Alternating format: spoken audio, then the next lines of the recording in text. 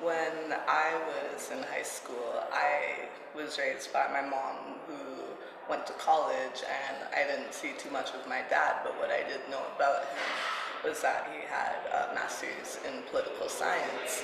So when I viewed their perspectives on my future, it was very hard to find the middle because automatically I valued my dad's experience more than my mom's because of his university education, and immediately I wanted to follow in those footsteps.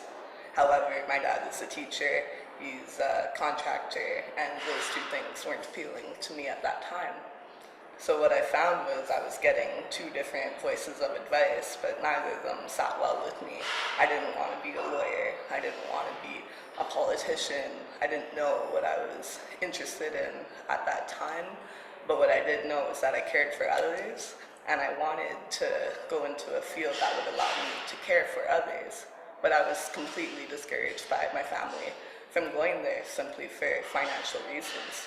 You won't make money, it's a saturated field, there's too many already, and what are you gonna do? Like, you're gonna save the world? You can't save the world.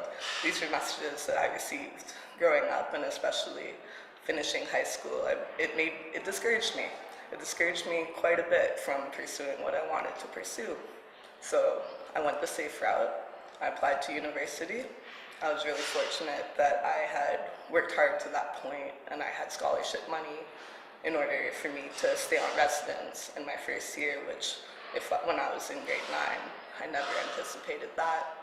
I was fortunate enough that I was able to have money left over from my scholarships that could fund a savings account that had never existed 18 years prior for myself, and I worked hard to do those things. But the first thing I found when I got to university was that it wasn't as it appeared at all, and the options were endless. They feed you this message that you can do anything, you can take all the courses you want, but they still try to streamline you into these A, B, C, or D careers, and I realized that that wasn't for me. One of the most important things I learned, and I'm still learning on that journey, is exploration of interests. But I didn't learn that in school, I learned that through work, and in working in a diverse gym, of all places, just talking to people who come in just for their workouts and finding out more about their lives, that they pursued their interests. They didn't pursue money, they didn't pursue what others wanted, they pursued what they wanted. It changed my perspective on how I was going to use my university education as a base. I wasn't going to use it as an endpoint, I was going to use it as a starting place for me to explore. And being fortunate in having money to explore my interests, knowing that I didn't have to stop at my bachelor's, it was one of my saving graces going forward, and it's still, because I'm lucky enough that I was able to explore my passion at the time, which was art, and I was able to explore other cultures and other identities through studying political science, and those things have married themselves in a very unlikely fashion. It's only in diversifying my experience and exploring what other people do, people who don't fit into the mold. Through exploring those types of people, I've helped to develop an identity for myself where I've picked what I like from talking to other people, and I've rejected the things that I don't.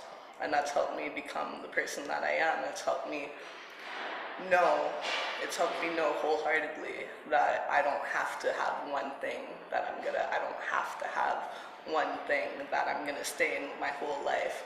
And it scares people when you tell them that I don't want to focus on one area. I don't want to be a doctor, I don't want to be a nurse, I don't want to be a teacher.